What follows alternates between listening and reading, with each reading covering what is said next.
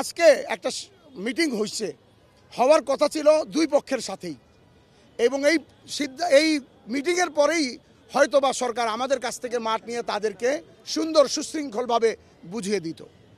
কিন্তু তারা যখন এটা করলো, সার্জিস এবং হাসানাতে কথা বলে দিল যে আপনারা যদি আইন শৃঙ্খলা ভঙ্গ করেন, আইন নিজের হাতে তুলে নেন, তাহলে আপনাদের সাথে আর আমরা নেই। একটু পরেই জানতে পারি, আমাদের মুরব্বীরা জানতে পারেন যে আমাদের সাথীদেরকে ময়দানে ঢুকে শুধু মারা হচ্ছে তাই না, এভাবে কোনো কুকুরকে মারা হয় না, এভাবে কোনো পশুকে মারা হয় না, এইভাবে তারা মারছে। আমাদের মসজিদে এখন 4 তলায় আহতরা আছে। আমরা ঢাকা মেডিকেল থেকে এইমাত্র আসলাম। ঢাকা মেডিকেলে এখন 40 জনের মতো আহত রোগী খুব মুমূর্ষু অবস্থায় আসে। একজনের লাশ আপনারা থাকতে থাকতে হয়তো চলে আসবে, এবং আরও রোগী বাংলাদেশ হসপিটাল, উত্তরায়, টঙ্গী, আহসানুল্লাহ মাস্টার হসপিটালে, বিভিন্ন জায়গায় আমাদের শত শত আহত সাথী রয়ে গেছে। যখন হাসানাত আবদুল্লাহ এবং সার্জিস তারা এই কাণ্ড দেখলেন, দেখে তারাও হতভম্ব হয়ে গেলেন, কিংকর্তব্য বিমূঢ় হয়ে পড়লেন, এবং তারাও তাদের চোখেও পানি চলে আসলো। এটা কি করলো? আমরা কার পক্ষ নিয়ে আসলাম? কার কথা বলতে আসলাম? আমি আপনাদের নাম বলবো না, সরকারি পর্যায়ের লোক আমাদেরকে এই কথা পর্যন্ত বলছে, আপনারা এদের সাথে 6 বছর চলছেন কিভাবে বরদাস্ত করছেন এদেরকে 6 বছর? এরা মাঠে ঢুকে এই হত্যাযজ্ঞ চালায়। এরপরে আমাদের সাথী মুরব্বীরা কাকরাইলে জড়ো হতে থাকে, আমাদের মশওয়ারা হয়, পরামর্শের পরে আমাদের কিছু সিদ্ধান্ত হয়। আমি সিদ্ধান্তগুলি শুধু আপনাদেরকে জানিয়ে দেব। আমাদের একটি সিদ্ধান্ত হয়, আজকে সন্ধ্যার মধ্যে যদি সাদিয়ানি বাহিনী তারা যদি তার মাঠ ছেড়ে না দেয়, তাহলে আমরা আগামীকালকে সারা বাংলাদেশ থেকে এবং ঢাকা শহরের 8 পয়েন্ট থেকে আমরা লং মার্চ পায়ে হেঁটে টঙ্গীর ময়দানে গিয়ে সমবেতভাবে জোহরের নামাজ আদায় করব।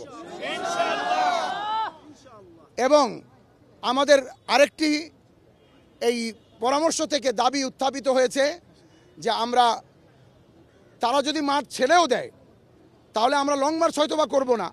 আর আমরা যতদূর জানি তারা মাঠ ছেড়ে দেওয়ার পরিকল্পনা করেও ফেলছে, তার কারণ তাদের যান বাঁচাতে হবে। তারা যে হত্যাযজ্ঞ চালিয়েছে, যার প্রমাণ ভিডিও ফুটেজের মধ্যে আছে, এই জন্য তারা আশ্বাস দিয়েছে যে তারা ভেগে যাবে, ছেড়ে দিবে তো বলা যায় না, ভেগে যাবে। তো আমরা তবুও আমাদের পক্ষ থেকে আমরা তাদের নামে এই হত্যাযজ্ঞের মামলা করব।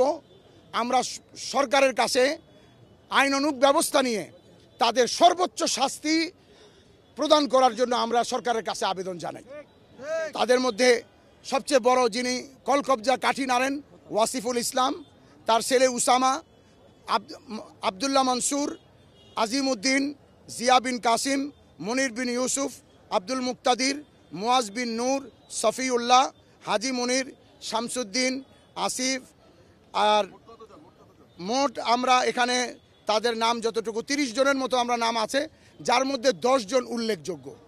আমরা তাদের বিরুদ্ধে আইনানুগ ব্যবস্থা নিব এবং সরকারের কাছে আবেদন করব এদেরকে যাতে এখনই অ্যারেস্ট করা হয়, কারণ তারা যে অন্যায় করছে তার ফুটেজ আছে, তারা ভেগে যাবে। এদেরকে এখনই অ্যারেস্ট করা হোক এবং সর্বোচ্চ পর্যায়ের শাস্তি দিয়ে সরকার এদেরকে দৃষ্টান্তমূলক শাস্তি এরকম প্রদান করুক যাতে বাংলাদেশের জমিনে আর দ্বিতীয় কেউ কোনো এরকম কোনো ফিতনা ফাসাদ প্রতিষ্ঠা করার চেষ্টা করতে না পারে।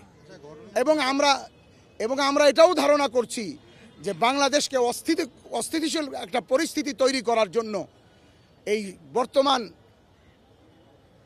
সমন্বয় বৈষম্য বিরোধী ছাত্র আন্দোলন কর্তৃক অন্তর্বর্তীকালীন সরকারকে একটা বিপদের মুখে আর একটা অস্থিতিকর পরিস্থিতিতে ফেলে দেওয়ার জন্য যারা চক্রান্ত করছে, এই চক্রান্তের একটা বীজ হলো এই সাদিয়ানি বাহিনী।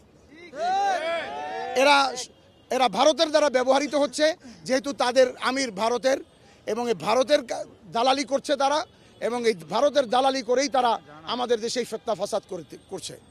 এই জন্য আমরা সরকারের কাছে তার দাবি জানাই যে তাদের বিচার করা হোক, এবং আমরা এও সিদ্ধান্ত জানাবো সরকারকে যে এই কাকরাইল মসজিদ এবং টঙ্গীতে কিয়ামত পর্যন্ত আর কোনো সাদিয়ানিকে আসতে দেওয়া হবে না।